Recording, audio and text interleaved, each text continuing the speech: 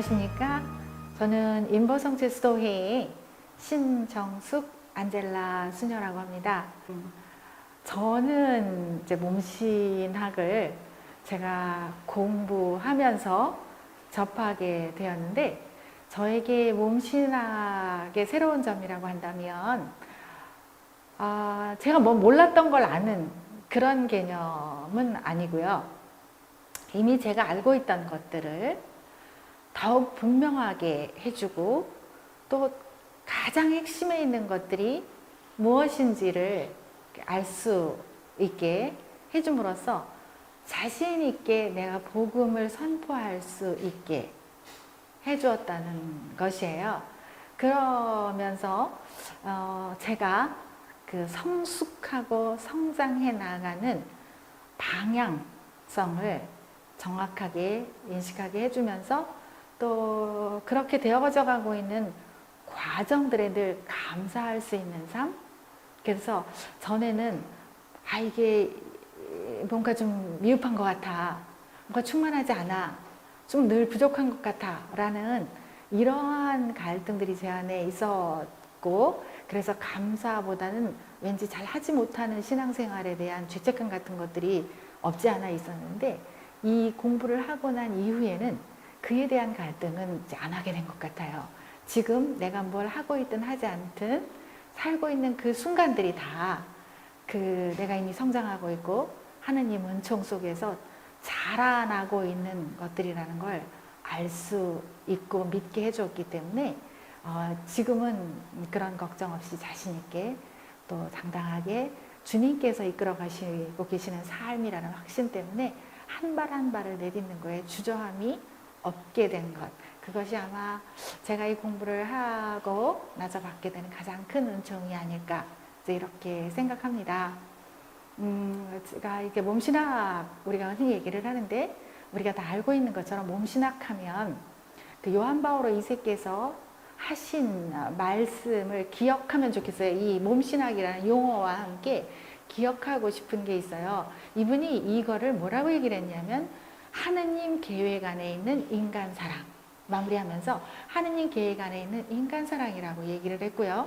또 다른 표현으로 뭐라고 했냐면 몸의 속량이라는 표현을 하셨어요. 몸의 속량과 우리의 구원이라는 표현을 하셨는데, 정확하게 보면 제가 잠깐만 본다면요, 몸의 하느님 계획 안에 있는 인간 사랑, 그리고 몸의 속량이라는 이 측면과 더불어서 혼인의 성사성, 이 두 가지를 얘기를 하셨거든요. 그래서 하느님 계획 안에 있는 인간 사랑, 몸의 성사성, 그 다음에 몸의 속량과 혼인의 성사성, 이렇게 두 가지 측면을 갖는다는 거예요. 그래서 요 입으로 나누어진 것들이 우리에게 구체적으로 어떠한 방향을 제시해주고 있는가, 그냥 몸신학 어떤 특별한 것이 아니라는 거죠. 이미 교회 안에 있던 것들을 우리에게 더 분명하게 밝혀주는 그런 역할을 하는 것이 이 교리서의 핵심이라고 저는 생각합니다. 그래서 몸의 속량이라고 할 때 우리가 그 죄로부터 모든 것을 구원받았다는 확신이거든요. 이 몸의 속량이라, 우리가 죄로부터 구원받음이에요. 그러니까 몸이라고 하면 몸이 따로 떼어놓을 수 없는 거잖아요. 몸은 보이지 않는 인간의 차원들을 볼 수 있게 해주는 표징이라는 거죠. 즉 드러나는 거라는 거죠. 드러나지 않는 것이 있어요. 드러나지 않는 것들과 드러나는 것이 어떤 연관성을 가지고 있는가라는 걸 우리에게 밝혀주는 것이 이 교리의 핵심이라고 봅니다. 그래서 혼인의 성사성이라는 표현을 통해서 우리가 받고 있는 이 성소, 부르심이죠. 이 부르심의 한 차원인 혼인이라는 그 성소를 살아가고 있는 부부의 삶, 혼인의 성사성이라는 것을 통해 단순히 부부만이 아니라 인간 모두가 가지고 있는 성사성, 즉 성사성이라고 하면 보이지 않는 은총, 또 하느님의 신비, 이런 것들을 볼 수 있게, 어떤 표징이나 상징들을 통해 볼 수 있게 해주는 것이 성사라고 하는 거거든요.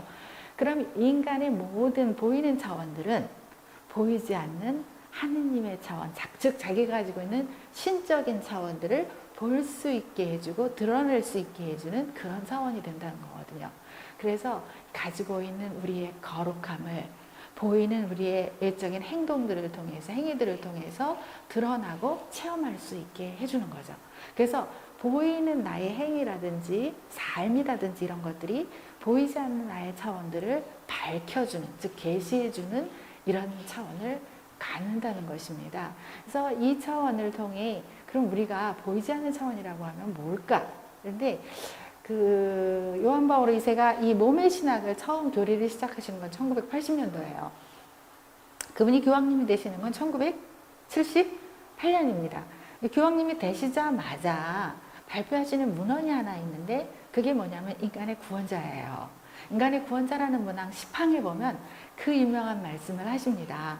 뭐냐면 그 인간에 대한 깊은 경탄, 인간에 대한 깊은 경탄이야말로 기쁜 소식 복음입니다. 그래요. 그리고 그 문헌의 앞에쯤에서 뭐라고 얘기를 하시냐면 교회가 걸어가야 할 길이 있는데 그 길이 바로 뭐냐? 인간이라는 길이다라고 해요. 인간은 교회의 길이다라는 표현을 하십니다. 아마 이분이 몸신학에서 하고자 하신 그 내용의 핵심이 여기에 들어있지 않나 싶어요.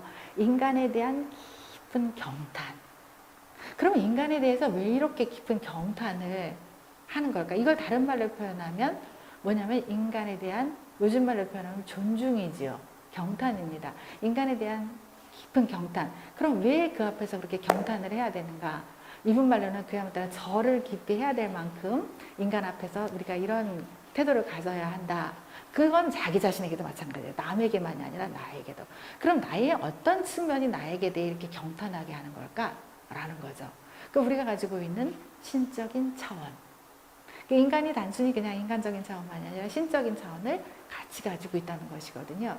그래서 이 몸신학을 통해 이런 우리의 거룩한 차원들을, 보이지 않는 차원들, 신적인 차원들을 체험하면서, 그럼 뭐를 통해서 체험할까?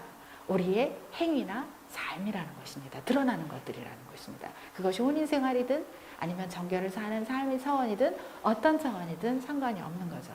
그래서 드러나는 차원들을 통해서 이 자기의 이 안에 있는 신적인 차원들을 체험하게 된 거죠. 즉 하느님께서 내 안에 계시고 내가 곧 하느님의 모상입니다. 라는 것을 체험할 수 있게 된다는 거죠. 자, 그러면 하느님의 모상이라고 할 때 하느님의 모상은 곧 뭐예요? 나라는 정체성의 핵심입니다. 이거는 지울 수도 없고 누가 뺏어갈 수도 없는 거예요. 내가 하느님의 모습이라는 것. 몸의 신학에 있어서 가장 핵심이 되는 인격주의적인 측면이라고 하는 것이 이겁니다. 내가 하느님의 모상이라는 거죠. 자, 하느님의 모상인 나. 그러면 이 하느님의 모상으로서의 나가 어떻게 이 하느님의 모상을 드러낼 것인가? 체험할 것인가? 바로 나의 행위들을 통해서, 나의 외적인 모습들을 통해서 드러내고 체험하게 된다는 것입니다. 그러니까 이 체험은 곧 뭐가 되는 거냐? 알미 되는 거죠. 아는 것이 되는 겁니다. 그래서 아는 것은 그냥 머리로 아는 것이 아니라 내가 직접 체험을 하고 살아가는 그 안에서 내가 알게 된다는 것이죠. 그러니까 이 알은 나에게 또 다른 신비의 차원으로 들어갈 수 있도록 그렇게 해줍니다. 그래서 이렇게 내가 가지고 있는 이 차원들을 드러내는 것이 곧 우리가 복음을 선포하는 길이라는 거예요. 그래서 몸신학은 다른 말로 표현하면 이미 우리가 가지고 있는 신앙의 핵심에서 우리가 정말 그걸 살아가고 있는가? 그리고 그 신앙의 핵심이 무엇이라고 내가 여기고 있는가? 이런 것들을 우리에게 질문하는 것이죠. 내가 믿는다고 하는데 그 믿는 것이 지금 나에게 정말 이게 어떤 역할을 하는 것인가? 이런 것들을 우리에게 질문하는 거예요. 즉 다른 말로 하면 나는 나를 누구라고 생각하는가? 나는 내가 무엇을 향해 가고 있다고 여기는가? 내 인생의 목표를 무엇에 두고 살고 있는가? 하는 것들을 묻게 하는 것이 이 몸신학의 핵심입니다. 정답을 주는 것이 아니라 각자가 묻는 거예요. 나는 나를 누구라고 여기는가? 그러면 나는 인생에 있어서 이루고 싶은 최종 목적이 뭐지? 내 인생의 전체적인 방향을 나는 어떤 것을 향해 가져가고 싶지? 라는 질문을 우리 스스로에게 던진다는 거죠. 이 몸신학이. 자, 그러면 이 질문에 대한 대답을 우리가 어떻게 찾을 것인가? 어디서 찾을 것인가?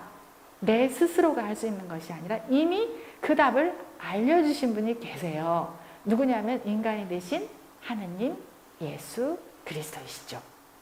그래서 중요한 것은 무엇이 되느냐? 예수님과의 만남입니다. 복음과의 만남입니다. 그리고 그 예수님을 그리고 말씀을 육화하는 이웃들과의 만남입니다. 피조물과의 만남입니다. 그래서 이 만남이야말로 계시의 순간들이 되는 거죠. 그래서 가장 중요한 것 그리스도와의 만남, 말씀과의 만남입니다. 그래서 이 교리서 몸의 신학 이 교리서의 맨 앞부분에 그토록 길게 성서 주석 부분에 할애하고 있는 이유가 바로 여기 있는 것입니다. 그래서 예수 그리스도를 통해서 우리에게 가져다 준 차원이 어떤 것인가를 우리에게 밝혀주는 이 안내서 역할을 하는 것이 이 교리서의 앞부분이에요. 그래서 성서에 대한 주석을 아주 길게 거듭 지루할 만큼 반복해서 하고 계신 것입니다. 그래서 우리에게 밝혀주신 인간의 신비, 그것은 바로 다름이 아니라 너는 하느님의 모상이야. 근데 그 하느님의 모상에서 그냥 단순히 모상이라는 게 아니라 꼭 닮았어. 인간이 하느님과 꼭 닮았다는 거예요. 그런데 그래서 하느님께서 너를 절대로 버리는 법도 없고 떠나는 법도 없어. 그분은 언제나 너와 함께 계셔. 네가 어떤 상태에 있건 너를 버리는 법이 없이 늘 너에게 한 처음의 차원으로 가도록 은총으로 올려주시는 분이야 라는 것을 우리에게 알려주신 것이 바로 육화의 신비, 감생의 신비입니다. 그러면 그걸 어떻게 살아갈 것이냐 하는 것을 알려주신 부분이 바로 십자가의 신비이죠. 그래서 우리 예수 그리스도를 만나는 것이 진정으로 만났는가? 내가 이분에 대해 진정으로 알고 있는가? 하는 것이 우리가 신앙생활을 할 때 첫 번째로 물어야 되는 상황인데 이 요한 바오로 2세는 앞부분에서 우리에게 1부, 2부, 3부를 통해 이 신앙의 핵심, 즉 우리가 어디서 와서 어디를 향해 가고 있는가 이 부분을 우리에게 이제 답을 찾을 수 있도록 안내해 주고 있고요. 자, 그러면 그 다음에 혼인의 성사성이라고 하는 5부를 통해서 우리가 그러면 이 그리스도의 신비를 그리스도께서 우리에게 밝혀주신 이 신비를 어떻게 살아야 이 거룩함을 완성할까? 그리스도인의 최종 목적인 거룩함. 다른 표현으로 하면 하느님 나라이고요. 다른 표현으로 하면 참 행복도 되고요. 다 같은 얘기들입니다. 바로 여기에 또 하느님과의 일치라고도 표현하고요. 그래서 지금은 희미하게 보이지만 그분과 얼굴을 맞대고 볼 때까지 이걸 온전히 얼굴을 맞대고 환히 드러날 때까지 우리가 이 거룩함을 완성해가는 차원이거든요. 행복을 완성해가고 있는 순간들이거든요. 그러니까 이 지상에서 우리가 살아가고 있는 삶이라고 하는 거, 오늘 내가 하루 한순간을 산다고 하는 것은 그것이 어떠한 형태가 됐건 간에 내가 지니고 있는 본래의 거룩함들을 드러내고 그것을 내가 만나고 체험하면서 조금씩 나의 본래의 모습인 하느님의 모습과 점점 가까워지는 아주 거룩한 순간이 된다는 거예요. 그래서 일상이라고 하는 것이 아무것도 아닌 게 아니에요. 어떤 것이 됐건 거룩한 장소가 되는 것입니다. 왜냐하면 만남의 장소이기에 누구와? 나와 그리스도와 만남의 장소가 되기 때문에 내가 다른 사람을 만난다 할더라도 그 자리에 누가 계시냐? 그리스도 계셔요. 그럼 그분이 우리 안에 계시면서 무엇을 하시는가? 우리를 거룩함의 차원으로 올려주신다는 거죠. 그럼 중요한 건 뭐냐? 내가 알아채는 거죠. 지금 이 순간 여기에 내가 누구와 함께 있는가? 이거를 내가 왜 하고 있는가? 바로 그리스도와 함께 그리스도께서 완성하시는 구원 사업의 일을 내가 함께 해나가고 있다는 것입니다. 그래서 내가 복음을 가서 선포하든 안 하든 나의 일상이 곧 복음 선포의 순간이 된다는 것이죠. 우리는 이걸 자꾸 떼어서 내가 나가서 뭔가를 생각해야 되는 것처럼 생각해요. 요한 바오로 2세 그 분리를 이 이분법적인 사고를 우리에게서 제거하고 일치된 그리스도의 현존과 일치된 나 자신으로서 그리스도의 사업을 계속해 나가고 있다는 이 우리 신앙인의 차원을 이렇게 일치시켜주고자 이 교리서에서 많은 노력을 하고 계십니다. 그래서 내가 왜 윤리적인 생활을 해야 돼? 내가 왜 도덕적인 생활을 해야 돼? 이런 교회의 법규 왜 지켜야 돼? 이런 것들에 단순히 그게 금령이 아니라 나의 이런 그 신적인 차원들, 나의 거룩함, 나의 고귀함, 나의 존엄성을 그리고 나에게 주신 아주 가장 큰 선물인 자유를 활용해서 내가 이 차원들을 온전히 누릴 수 있게끔 해주기 위해 마련한 장치들이라는 거예요. 이런 규범이라든지 계명이라든지 이런 것들이. 그래서 규범이나 특히 계명은 우리에게 생명을 주기 위해서 하느님께서 우리에게 주신 건데 이런 규범들은 그 계명을 좀 더 잘 지켜나갈 수 있도록 우리에게 교회가 마련해 준 장치라는 것이에요. 그런 차원에서 우리가 교회가 우리에게 해라 하지 마라 하는 것들에 귀를 기울이고 그 해라 하지 마라가 복음의 어떤 복음에서 근거하고 있는가를 정확히 알아서 사람들에게도 그걸 알려줄 수 있을 때 내가 그 복음 선포를 하는 것이 된다는 것이거든요. 나만 사는 것이 아니라 다른 이웃들에게도 보여주는 것이죠. 그래서 성사성이 된다는 거예요. 내 삶이 곧 성사가 된다는 거예요. 누구를 보여주는? 하느님을 보여주는 성사가 된다는 거예요. 그래서 나 자신을 생각할 때 나는 누구를 보여주는 사람? 하느님을 보여주는 사람이에요. 내가 어떤 사람, 얼굴이 이렇게 생기고 뭐 중계가 많고 뭐 어쩌고저쩌고 그래도 나는 하느님의 모습, 하느님을 보여주는 사람입니다. 그래서 우리가 이 공부를 하는 사람들에게 특히 그 기억하자고 말씀드리고 싶은 건, 초대하고 싶은 것은 뭐냐면 나는 하느님의 모상이라는 거예요. 보이는 하느님이라는 겁니다. 그 안에 하느님을 담고 있고 예수님을 담고 있는 그 현존을 담고 있는 감실이라는 겁니다. 이 차원을 가장 실질적으로 살고 계신 분들은 사실 부부들이에요. 부부들이라서 그 부부의 삶이야말로 요한 바오로 2세 십자가의 길이다. 부부의 삶이야말로. 그런데 십자가의 길은 곧 구원의 길이다. 라고 말씀하셨습니다. 그래서 몸의 신학 공부하시는 분들에게 다시 한번 초대의 말씀 드리고 싶은 것은 내가 가지고 있는 인격이라고 하는 것이 무엇을 쌓거나 더해서 완성되는 것이 아니라 이미 그 자체로 누구도 빼앗거나 더할 수 없는 가장 고귀한 하느님 그분의 모습 그 자체라는 것을 기억하자고 말씀드리고 싶어요. 그래서 내가 이걸 기억할 때 내가 움직이는 모든 것들에서 하느님의 향기, 그리스도의 향기가 납니다. 내가 의식하든 의식하지 못하든. 그래서 우리에게 중요한 것이 뭐냐면 기도 생활인 거죠. 그래서 기도 생활을 통해 기억하는 것입니다. 내가 이런 은총 속에 살고 있다는 것. 그래서 이런 기억하는 우리의 삶은 우리의 삶이 곧 감사로 이어지게 만들어요.